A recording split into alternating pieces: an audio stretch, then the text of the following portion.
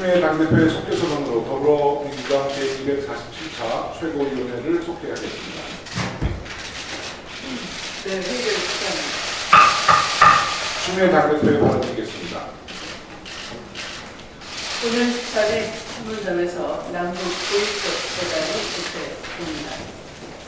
이번 남북 고위급 회담에서는 판문점 선언 이행 상황을 종합적으로 진단하고 제3차 남북 정상회담과 관련된 문제를 협의할 예정입니다. 양국 정상은 두 차례 정상회담을 통해 한반도 평화의 시작을 알렸고 난기를 따졌던 북미 대화의 전환점을 마련하기도 했습니다. 동시에 군사 적십자 체육, 철도, 산림 등 다방면에서 성시로 대화를 이어가며 차분히 한반도 평화를 실현해 나갔습니다.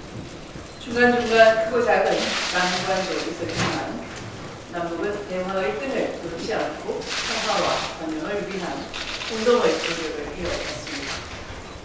이렇게 쌓아온 관계는 튼튼한 신뢰로 다져져서 1, 2차 회담보다 진전되고 발전되는 제3차 정상회담을 만들어낼 것이라 확신합니다. 특히 북미가 비핵화와 종전선언을 선두를 다투는 상황에서 남북 정상회담이 다시 한번 돌파구를 마련해 줄 것을 믿습니다.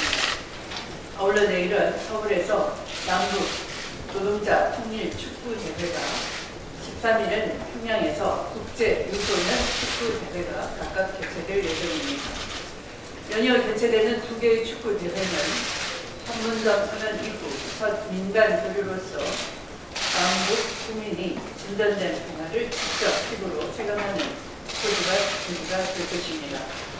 특히 151명이란 대규모 인원이 정의선 육로를 통해 방문하는 것은 2011년 김대중 대통령님의 한국 이후에 처음 있는 일인 것입니다.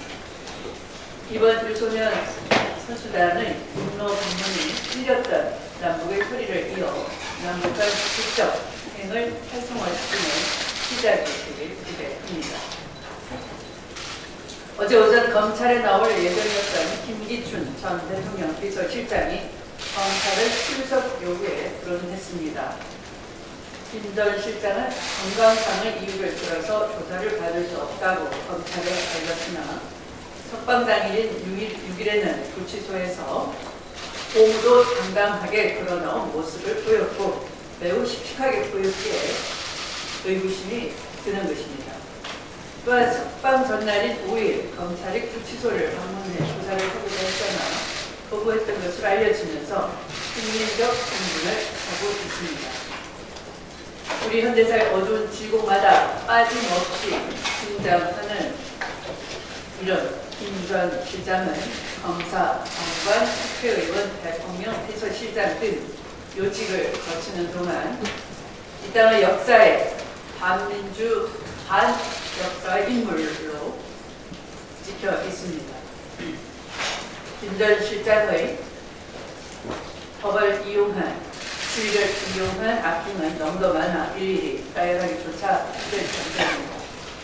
유신 헌법을 만드는 데 일조했고 민청 학년과 인덕당 조작 사건에 충실해졌고 대통령 선거를 앞두고 지역 감정을 조작하고 부정선거를 모의했던 초원 북집 사건의 장본인이었습니다. 게다가 박근혜 정부에서는 국정원 불법 대선 개입과 문화계 블랙리스트, 세월호 여론조작, 사법부 재산 규례 등의 범죄에 관여했다는 의혹을 갖고 있습니다. 이 정도면 범마라 할 것입니다. 김기춘 전 실장이 해야 할 일은 환자로 위장하는 코스프레가 아니라 용서를 구하고 법의 심판을 기다리는 일이 남아있습니다. 검찰은 김기춘 전 실장이 만일 3차 소환에도 응하지 않을 경우 체포영장을 발부받았으려도 청와대 법원 행정처가 재판부의 사건의 실체를 낱낱이 밝히고 국민적 위국 해소에 최선을 다해야 할 것입니다. 양승태 대법원 시절 헌법재판소 무력화 계획을 세웠다는 사실이 드러났습니다. 검찰이 확보한 2015년 법원 행정처 사법정책실이 작성한 헌재 관련 비상적 대처 방안이라는 문건을 보면 당시 대법원이 헌법재판소를 견제하기 위해 헌재의 존립 근거를 위협하는 방안을 검토했습니다. 지금보다 급이 낮은 법관을 헌법재판관으로 추천하거나 헌법재판관 출신을 다시 대법관으로 임명 제청하는 등 대법원 우월주의를 관철하고자 했던 것입니다. 심지어 문건에는 노골적인 비하 전략이라는 용어를 쓰며 그 저급한 의도를 숨기지 않았다는 사실은 매우 충격적이라 하겠습니다. 그 유치하고 치졸함은 헌재 대법원 판결문 검색 서비스를 차단한다거나 일선 판사들이 헌재 파견 근무를 거부케 하는 내용도 담겨 있다는 것입니다. 이제 양승태 대법원의 적폐를 발본색원하지 않으면 사법부의 신뢰 회복은 물론 사법정의 구현은 절대 불가능할 것입니다. 검찰은 양승태 대법원의 부합과 국회를 철저히 수사해서 반드시 그 책임을 물어야 할 것입니다. 말씀을 마치겠습니다. 홍영표 의원의 발언 듣겠습니다. 저도 13일 고위급 회담에 대해서 간단하게 말씀을 드리겠습니다. 남북 정상회담과 또 비핵화 종전선언의 돌파구가 되는 고위급 회담이 되기를 기대합니다.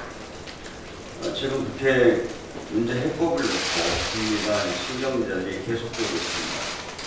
북미 양측이 서로에게 유리한 결과를 이끌어내기 위해 일부 당기기를 하고 있다는 편이 많지만 언제 어떤 돌발 전투가 나올지 모르는 살얼음판 같은 상황이 이어지고 있습니다. 그런 점에서 제3차 남북 정상회담이 조속히 개최되어야 합니다.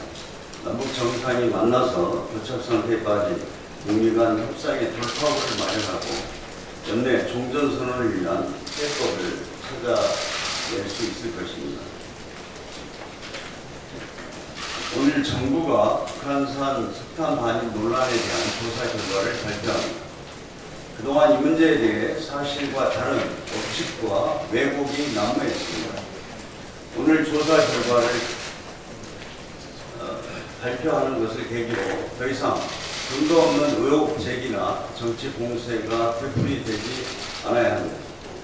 어제 미 국무부가 논평에서 밝혔듯이 우리 정부는 유엔 안보리 제재 결의를 충실히 이행해 왔습니다.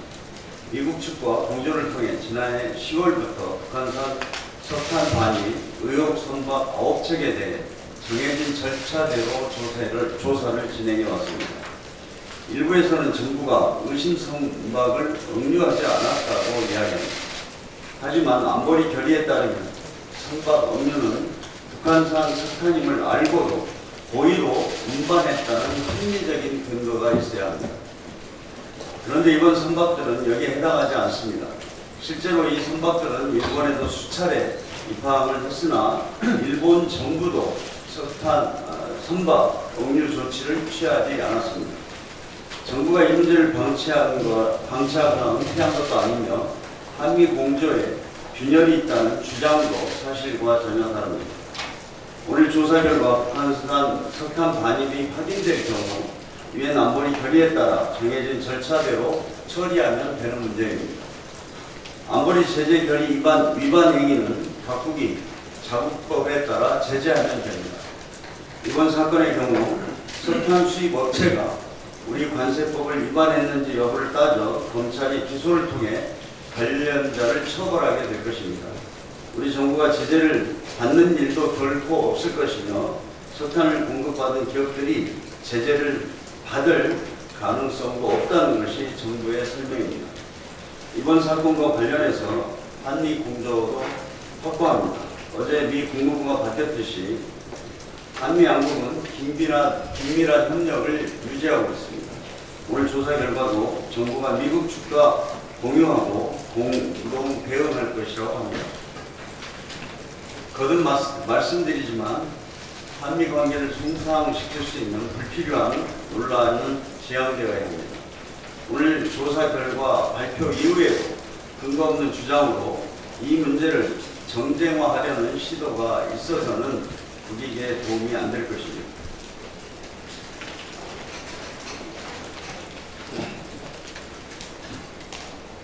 탈원전 정책에 대한 자유한국당의 비판이 도를 넘고 있습니다.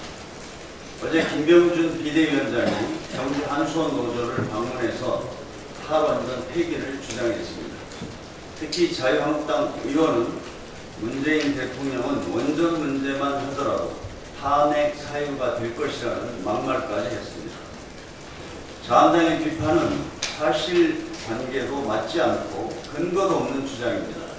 명확한 근거 없이 비판만 하면서 탄핵까지 운운하는 것은 도를 넘어선 정치 공세이자 전형적인 혹세무민입니다. 팩트체크 해보겠습니다. 자한당 세계적으로 원전을 늘리는 추세라고 주장합니다. 그러나 OECD 회원국 중 70%에 달하는 25개국이 원전이 없거나 원전 감축을 추진하고 있습니다. 전력 수급에 문제가 생길 것이라는 주장도 합니다.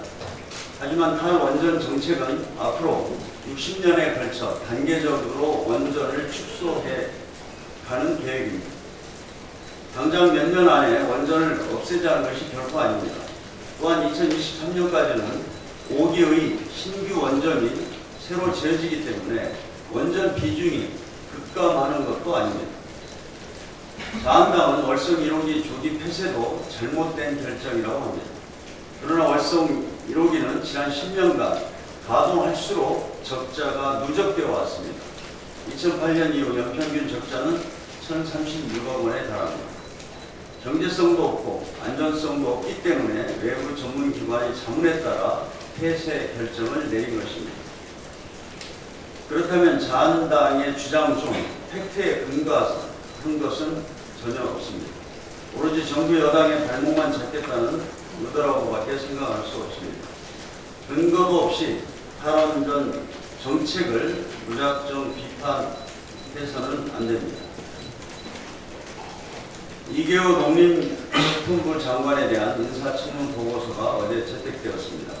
5개월 여기 농장 공백을 메꿀 수 있게 된 점을 다행스럽게 생각합니다. 이 후보자가 이번 청문회에서 밝힌 농식품 행정과 정책에 대한 비전을 현장에서 제대로 펼쳐주시기 바랍니다. 무엇보다 사상 유례없는 폭염으로 농업 현장에 시름이 깊습니다. 채소, 과일, 농작물 등 폭염으로 인한 피해 상황을 철저히 파악해서 농가 피해를 최소화할 지원 대책을 시급히 마련해 주기 바랍니다. 뿐만 아니라 농업의 경쟁력을 높일 중장기 혁신 방안도 수립해 줘야 주기 바랍니다. 우리 당은 농정 계획을 잘 이뤄낼 수 있도록 입법과 예산으로 뒷받침하겠습니다. 이상입니다. 박광준 최고위원의 발언 있겠습니다. 최근 지속된 폭염과 가뭄으로 농어업인들에게 많은 피해를 안겼습니다. 농림축산식품부에 따르면 이번 폭염으로 닭 459만 마리, 오리 23만 마리 등 이번 폭염으로 인해 폐사된 가축은 약 500만 마리입니다. 또한 농작물 피해 면적은 총 1735헥타르로 약 525만 평에 달합니다. 또한 단기적 폭염으로 인한 농산물 가격 상승으로 인한 서민들의 고통도 커져가고 있습니다. 9일 한국농수산식품유통공사에 따르면 양배추 가격은 지난달 2,967원보다 117%가 오른 6,466원이고 배추 가격은 5,770원으로 지난달 3,098원보다 약 86%가 상승했습니다. 정부가 폭염 대응 농축산물 수급 안전 비상 TF를 꾸리고 농수산물 수급 조절에 나서고 있지만 매년 정부의 대응에 아쉬움이 남습니다. 여름철 날씨 상황에 따른 수급 조절 실패가 어제 오늘의 일은 아니지만 폭염과 가뭄으로 농지와 농심이 쩍쩍 갈라지는데 정부의 대책은 아직 농심을 달랠 수 없어서 안타깝습니다. 어제 농림축산식품부 장관 이계호 후보자의 청문 보고서가 채택됐습니다. 이계호 장관님을 적극 환영하며 폭염과 가뭄 가뭄으로 인한 농민의 피해를 최소화하기 위한 다각적인 노력과 장기적 대책을 강구해 주시기를 바랍니다. 자유한국당 1948년 건국론 주장은 반역사적, 반헌법적 주장입니다. 제73주년 광복절이 이제 일주일도 남지 않았습니다. 대한민국 국민의 한 사람으로부터 순국 선열들의 조국을 위한 헌신과 숭고한 희생 정신을 다시금 떠올리며 이분들의 고귀한 헌신과 희생에 부끄럽지 않은 후손이 되겠다는 다짐을 새롭게 다져봅니다.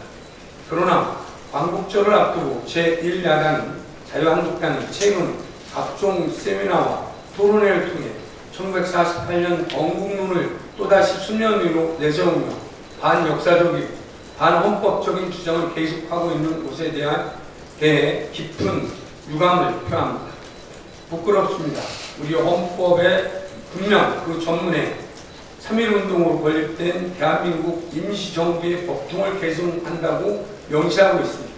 아울러 항일 독립운동의 역사는 대한민국 국민이라면 그 누구도 부정할 수 없는 자랑스러운 역사 중의 역사입니다.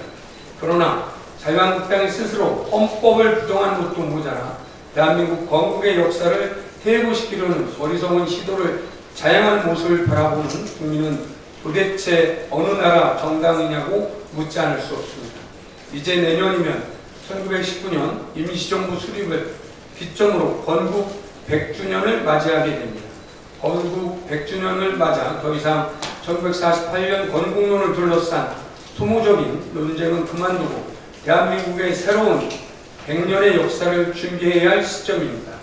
자유한국당이 대한민국의 공당이라면 이제 헌법과 역사를 부정하는 행태가 아닌 새로운 대한민국의 100년을 준비하는 일에 함께해 줄 것을 거듭 촉구합니다.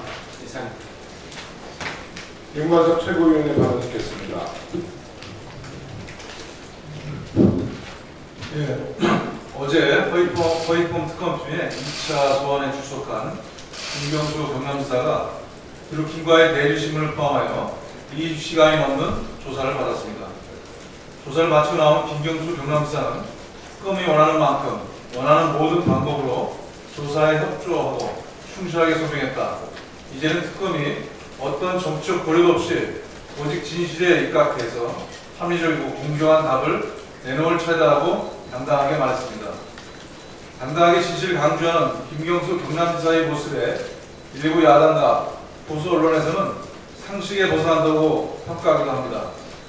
그러나 특검 아니라 보안 조사로 진실을 말하는 사람이 조사에 당당하게 임하는 것은 상식적이며 지당한 태도입니다. 정치적 유리함을 위해 진실을 흐리기 위한 일부의 시도야말로 상식에서 벗어난 것입니다. 또한 허위특검팀의 지금까지의 행태는 다분히 성과내기에 급급한 정치특검이라고 말해도 모자람이 없습니다. 불리한 취지로 저급한 여론작을 자행한 드루킹 일당에 의존하여 진실을 말하는 정치인을 어떻게든 엮어서 성과를 내보고자 안간힘을 써보는 듯합니다. 특히 지난 6일 18시간에 걸친 고강도 밤샘 조사를 마치자마자 불과 몇 시간도 지나지 않아 2차 소환 조사 방침이라고 대대적으로 예고하거나 김경수 지사와 드루킹 간의 대질신문 가능성 등을 언급하는 등 언론 플레이만 급급한 모습은 그동안 국민의 지탄을 받았던 검찰의 흘리기를 통한 여러 조작을 반복하는 것으로 사법적폐에 해당할 수 있습니다. 이에 일부 야당과 언론 그리고 허위특검팀에게 당부합니다. 일부 야당과 언론은 남은 기간 특검이 본질에 맞춘 수사를 할 수 있도록 진실 흘리기를 중지하고 정치적 이득만 생각한 특검 연장 주장을 중단하시기 바랍니다. 또한 허위특검팀은 남은 기간이라도 한치의 정치적 고려 없이 본질에 맞춰 진실을 밝힌 수사를 통해 정치특검에 오명을 쓰지 않도록 각별히 노력해 줄 것을 당부드립니다. 무엇이 진실인지 국민과 함께 지켜보겠습니다. 이상입니다. 이것으로 회의를 비공개로 전환하겠습니다. 언론인 여러분의 협조 부탁드립니다.